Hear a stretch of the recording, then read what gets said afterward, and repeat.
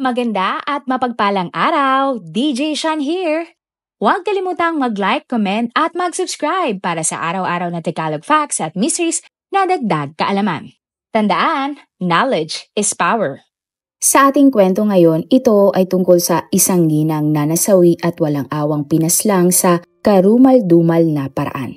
At ang mas nakakalungkot pa, ginawa pang tila pulutan ang labi ng kaawa-awang ginang. Ating talakayin ang kwento ng kalunos-lunos na sinapit ng ginang na si Aling Rosa. Ang krimen nga ay nangyari sa barangay Canayugan sa Bayugan, Agusan del Sur. Sa isang lugar doon, may isang punong ng bogombilya na tanim ng ginang na si Rosa Asilio, 65 years old. Noon pa man, libangan na ni Aling Rosa ang paghahalaman. Pero hindi lahat ng kalugar ni Aling Rosa masaya sa pagtatanim niya ng bogambilya. Para nga sa kapitbahay ni Rosa na si Mario Fortun, ang puno ng bogambilya ng ginang ay tinik sa kanyang dibdib. Ayon kay Mario, palagi siyang natitinik sa bogambilya ni Aling Rosa.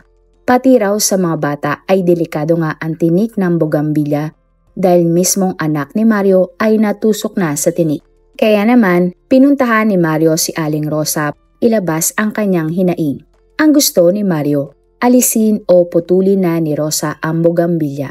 Sumagot naman si Rosa at sinabing susunugin naman niya ang mga dahon at sanga ng kanyang bogambilya. Pero hindi ito nagawa ng ginang dahil ng oras na iyon umuulan ng malakas. At dahil nga hindi naputol ni Aling Rosa ang puno, hindi nagustuhan ni Mario ito. Agad ngang kinompronta ni Mario si Aling Rosa tungkol sa pagpuputol niya sa puno. At dahil nga hindi ito naputol, naging mainit ang kanilang usapan. Sinabi ni Mario kay Aling Rosa na hindi daw bagay tumira doon ang ginang dahil pangit ang ugali nito. Sumagot naman si Aling Rosa at sinabi kay Mario na siya ang hindi bagay na tumira sa kanilang lugar sapagkat si Mario umano ay magnanakaw ng manok. Nagsalita muli pabalik si Mario at sinabing ayusin ni Aling Rosa ang kanyang pananalita sa kanya. At dito na nga lalong nagalit si Aling Rosa at hinabol si Mario ng isang itak. Si Mario naman ay kumuha ng isang kawayan na pansalag at pamalo niya kay Aling Rosa. Kung ang ibang kapitbahay naman ang tatanungin, mabait at kasundo nila si Aling Rosa. Pero ibang-iba nga ang turing ni Aling Rosa kay Mario. Kahit na ang lalaki ay suki pa niya sa kanyang tindahan dahil madalas itong bumili ng alak sa kanya. Ay naman sa kapitbahay ni na Rosa at Mario. Noon pa man sakit na sa kanilang lugar ang kanilang kabarangay na si Mario. May pagkakataon kasi na kapag lasing na si Mario, nanggugulo ito sa kanyang mga kapitbahay. Inaalog umano ni Mario ang bahay ng kanyang mga kapitbahay o di kaya naman ay nagsisisigaw ito sa kanilang lugar. Hanggang sa isang beses ipinadakip na nga si Mario sa mga pulis ng kanyang mga kapitbahay dahil ito ay nanggugulo sa kanilang barangay. Gayunpaman, kahit nasanay na nga ang mga residente kay Mario, hindi sila nakapaghanda sa mga sumunod na ginawa ng lalaki. January 2, 2024, ilang araw nga matapos ang bagong taon, tanghali ang tahimik ng sitio Canayugan nang ito ay nabulabog at nabalot ng takot. Sapagkat nakita ng mga residente sa tapat ng isang bahay ang itaas ng parte ng isang tao. Nagkagulo at nagpanik nga ang mga tao sa kanilang natagpuan. At ang biktima, walang iba kundi si Lola Risa. Samantala, ang babae na si Ayla na taga Canayugan din ay nakatanggap ng isang mensahe mula sa Facebook. Tinanong ng nag-chat si Ayla kung may kilala ba siyang Rosa. Tinanong naman si Ayla kung ano ang apelyido ng Rosa na sinasabi ng lalaki na nag-chat. Hindi naman alam na nag-chat ang apelyido ng Aling Rosa na kanyang itinutukoy. Pero inilarawan niya na ang sinasabi niyang Rosa na posibleng kilala ni Ayla ay matanda na at ito nga ay natagpuan ng wala ng buhay. Kinutuban naman ng masama si Ayla at nag-reply nga siya sa chat at sinabi niya na ang lola niya ay Rosa ang pangalan. Dali-dali namang nagpunta si Ayla sa lugar kung saan nga nangyari ang krimen ayon sa nag-chat sa kanya. At pagdating nga sa crime scene, nanlumo si Ayla sa tagpo na tumambad sa kanya nang nakita niya ang itaas na bahagi ng kanyang lola na si Rosa.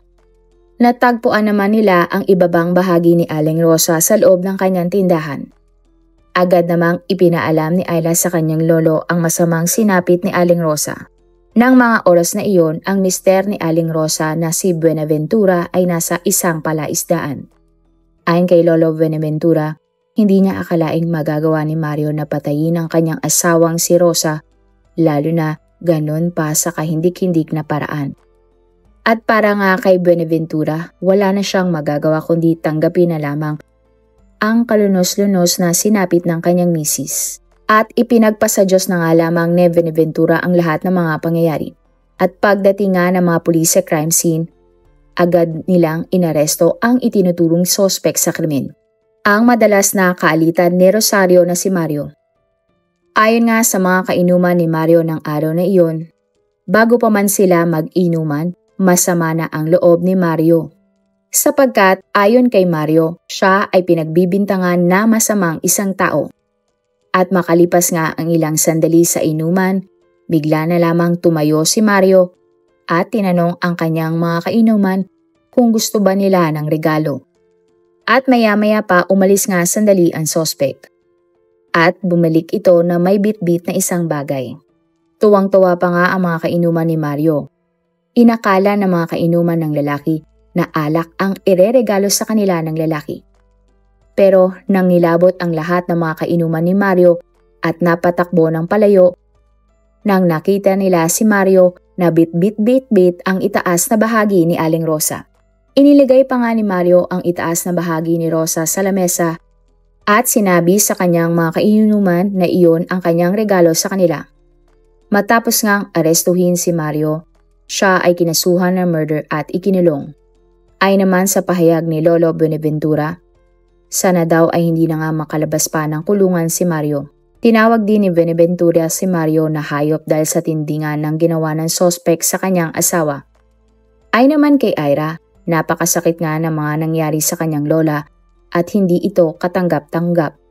Napag-alaman naman ng mga pulis na taong 2008, nagkaroon na si Mario ng kasong homicide. Ang sospek ay nakulong na ng mahigit 4 na taon. At taong 2016 naman nang sumuko si Mario sa Oplan Tokhang. February 2018 naman nang inaresto si Mario matapos niyang saktan ang isang minor de edad. At November 2023 naman nang ipinablatter si Mario ng kanyang sariling tiyahin. Ito ay matapos na magtanim umano si Mario sa lupa ng kanyang tiyahin ng walang paalam. At ang pinakahulingang kaso ni Mario ay ang kinasangkutan niyang krimen kung saan pinatay niya nga si Aling Rosa. Nagpaunlak naman si Mario ng interview tungkol sa ginawa niya kay Aling Rosa. Ayon kay Mario, talagang dinamdam niya ang pagbibintang sa kanya ni Rosa. Maski nga daw kanyang mga anak ay nahihiya nang lumabas dahil baka asarin sila ng mga residente sa kanilang lugar. Sinabi din ni Mario na habang umiinom siya ng alak, nag-iba na nga ang takbo sa kanyang isipan.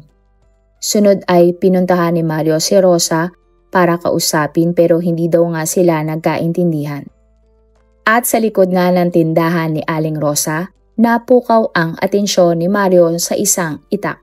Bigla na lamang kinuha ni Mario ang itak at inatake ang biktima. Dahilan para maghiwalay nga ang itaas at ibabang bahagi ng katawan ni Rosa.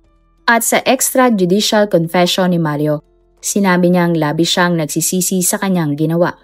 Nang na-realize nga ni Mario ang lahat, dito na pumasok sa kanyang isipan ang tungkol sa naiwan niya ngang mga anak.